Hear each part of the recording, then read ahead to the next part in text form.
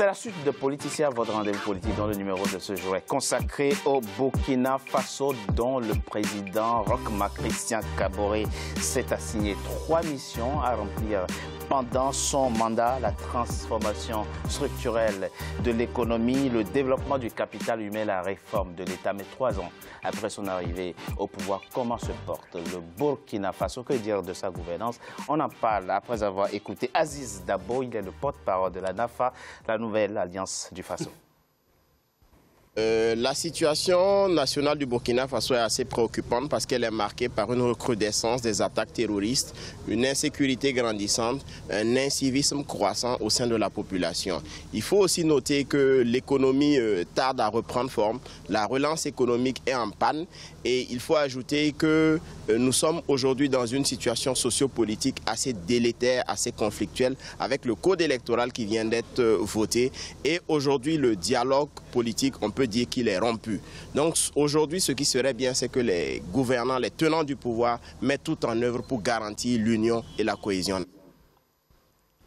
Il faut garantir l'union et la cohésion, dit Aziz Dabo.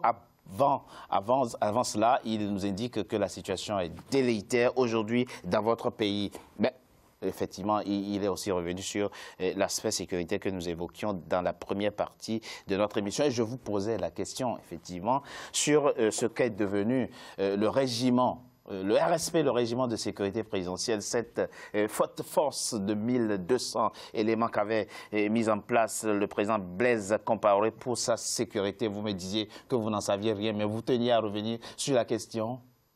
Oui, parce que je vous ai dit volontairement dès le début que la sécurité, n'étant pas spécialiste de la chose, oui. Et la sécurité, c'est une question délicate qui a un côté renseignement.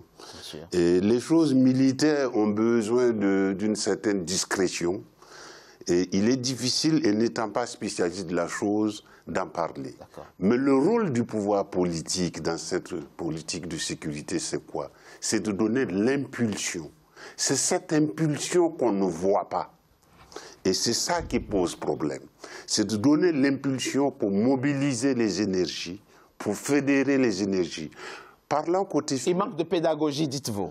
Non, il n'y a même pas d'impulsion. On n'a pas d'impulsion autour de la question. Et c'est ça le problème. Il n'y a pas d'impulsion. Et on doit sentir, le pouvoir politique doit faire sentir sa présence et fédérer et mobiliser les énergies. On n'a pas ça. Ça, c'est d'un. On ne fait que déplorer les choses. Moi, je l'ai dit à plusieurs reprises dans mes écrits, et j'insiste. Le pouvoir politique, ce n'est pas le pauvre Marc Roch Christian Kaboré, ce n'est pas le pauvre Jean-Claude Bouda qui vont prendre les armes pour aller combattre les terroristes sur le terrain. Mais leur rôle en tant que responsable politique, c'est de donner l'impulsion. Et cette impulsion, nous ne la voyons pas. Pour revenir aux questions financières, le Burkina Faso est-il un pays qui a un collectif budgétaire normal comme tous les autres pays, oui ou non? Notre armée a-t-elle un budget dans le cadre de ce collectif militaire budgétaire, oui ou non? Pourquoi aujourd'hui on est dans cette situation où l'armée a des problèmes? Parce que, disons-le, il y a des choses que je ne vous dirai pas publiquement. Oui. Mais un camion, un véhicule militaire qui saute et il y a 11 personnes, ils étaient combien dans ce véhicule? C'est déjà une grave question. En termes d'équipement militaire, la question est déjà grave. Ils étaient combien dans ce véhicule? À Fada, quand il y a eu l'explosion, il y a eu 7. 7 dans le même véhicule. Oui. Ils étaient combien dans ce véhicule militaire? Qu'est-ce que vous voulez dire en termes de stratégie? En termes de stratégie et d'équipement militaire, ce chiffre n'est pas innocent. Et ceux qui réfléchissent à ces questions de sécurité comprennent très bien ce que je vais dire en matière de sous-équipement militaire. Pour éviter un nombre élevé de victimes, il aurait fallu dispatcher les éléments, dites-vous. Non, ce n'est pas ce que je dis. Ce que je dis, c'est qu'un véhicule qui explose, et il y a 11 qui sont morts, et il y avait 8, et les blessés, on ne les connaît pas. Oui. Mais ils étaient combien dans ce véhicule? Alors, ils n'avaient que ce véhicule. Il n'avait pas d'autre. D'accord, c'est bien ce que je disais. Vous pensez qu'effectivement... Vous pensez effectivement que dans la situation sécuritaire qui est la vôtre, il aurait fallu d'autres véhicules et répartir, en tout cas, en nombre réduit. Ça traduit une forme de sous-équipement. De sous-équipement. Voilà. C'est vrai, il faut... C'est ce que je veux dire. C'est ce que vous vouliez dire. Mais nous n'allons pas consacrer l'émission à la question sécuritaire. Ceux qui nous suivent et qui ont le pouvoir de décision savent effectivement que combattre le terrorisme, ça suppose la mobilisation de moyens. On l'a vu au Mali avec la mise en œuvre d'un vaste programme. Vous avez un programme d'équipement de l'armée qui nécessite des milliards de francs CFA. Mais l'autre point, effectivement, qui cristallise aujourd'hui les passions au sein de l'opposition, c'est la question de la corruption. À la fois une forte politisation de l'administration, mais aussi la corruption qui ne cesserait de prendre d'ampleur dans votre pays. Monsieur Nabaloum, qu'est-ce que vous répondez à ça? Ouais, ben moi, je ne suis pas spécialiste dans la corruption. Il y a, de toute façon, au Burkina, il y a un organisme qui s'occupe de la corruption qui s'appelle la CIE. Et je pense que s'il y avait vraiment de la corruption, c'est la CIE qui devrait s'en occuper. Puisque c'est parce qu'il y avait corruption qu'on a créé des institutions. S'il y a des institutions, ceux qui se sentent... On dit que quelqu'un est corrompu, bah, il faut aller le dénoncer. Et puis aller faire des vérifications. Vous parlez de puisque j'ai des biens. Moi, j'ai des biens. Vous parlez de quelle institution, M. Nabal? L'ASCE.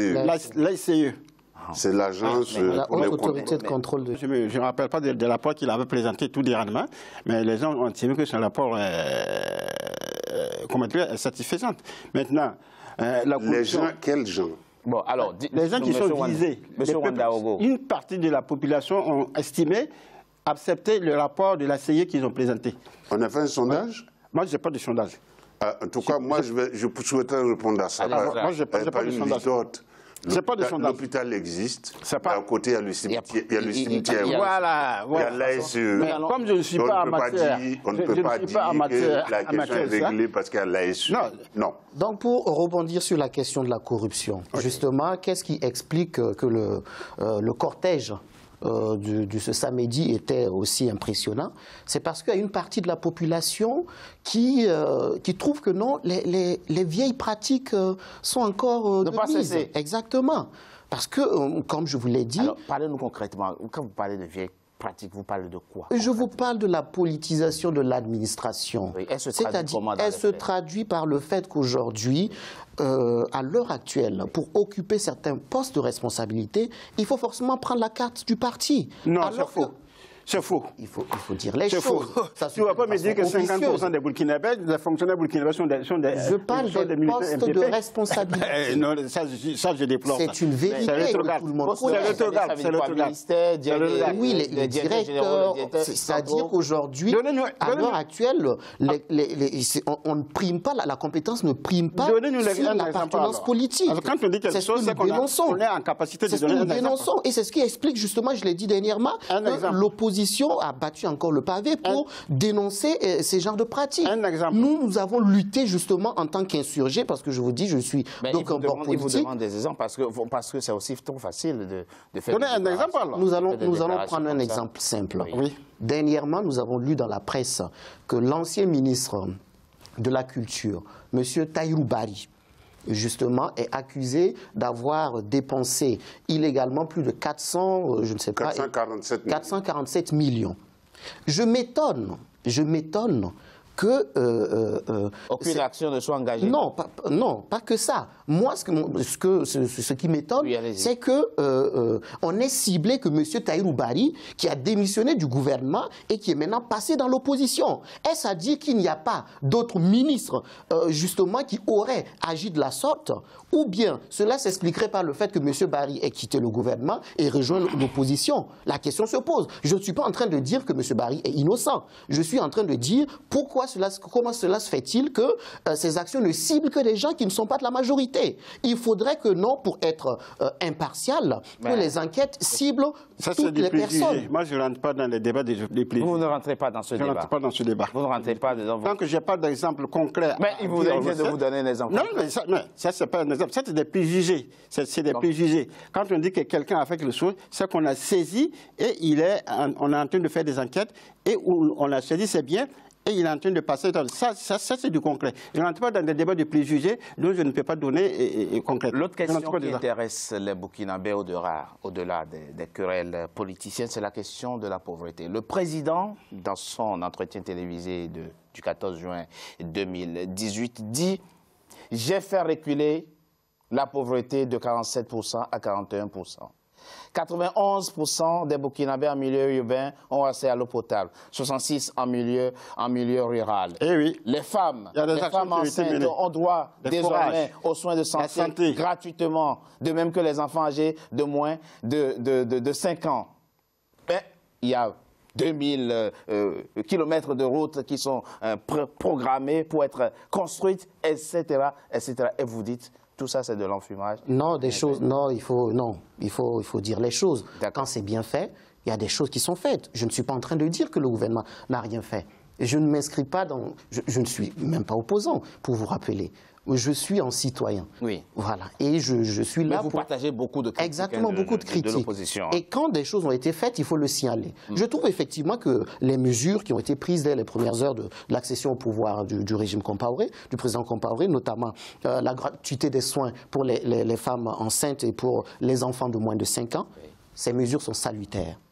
Les 16 000 jeunes recrutés aussi dans l'éducation nationale. Oui, dans l'enseignement, nous avons vu effectivement, parce que je suis du domaine de l'enseignement, je vois effectivement que des centres universitaires sont construits un peu partout dans les différentes régions du Burkina. Tout cela est à saluer. Tout cela est à saluer. Je signale aussi que concernant les constructions des collèges et des lycées... C'est aussi ça. Tout cela est à saluer. Une émission comme la nôtre, c'est à la fois relayer les critiques, mais aussi dire ce qui se fait. C'est ça. Exactement. Mais ça pourrait être mieux. Ça pourrait être mieux, exactement. Ça pourrait Parce que si l'on constate, pour revenir sur la gratuité des soins pour les enfants de moins de 5 ans et pour les femmes enceintes, la réalité est que beaucoup de personnes, justement, qui sont vraiment dans le besoin, une fois dans les hôpitaux, on constate que dans les pharmacies, on n'a que du paracétamol. On n'a que du paracétamol, mais effectivement, les défis restent nombreux et importants. Avant même de marquer une coup de pause, M. Traoré, dites-nous, mais le Burkina n'est pas un cas isolé en cette matière. Le président Roch-Marc Christian Kaboré, dans l'entretien que j'ai évoqué, s'est vanté d'un taux de croissance de 6,7% alors qu'il était autour de 4% en 2015 quand il prenait le pouvoir. La question, c'est comment se fait-il que ces belles performances n'impactent pas positivement le quotidien des Burkinabés? Mais pour la simple raison que le président Compaoré n'a pas hérité d'une situation... Kaboré n'a pas hérité d'une situation qui permet... il y a des situations où une progression de même 0,5% a un impact. Mais quand on vient de loin, quand on revient de loin, dans les profondeurs du classement, avec beaucoup de problèmes, on pourrait avoir une progression de 10%, que l'impact ne serait pas visible. Je propose qu'on marque une coup de pause. On se retrouve dans quelques instants pour la troisième et dernière partie de notre émission. À tout de suite. Oh, pardon.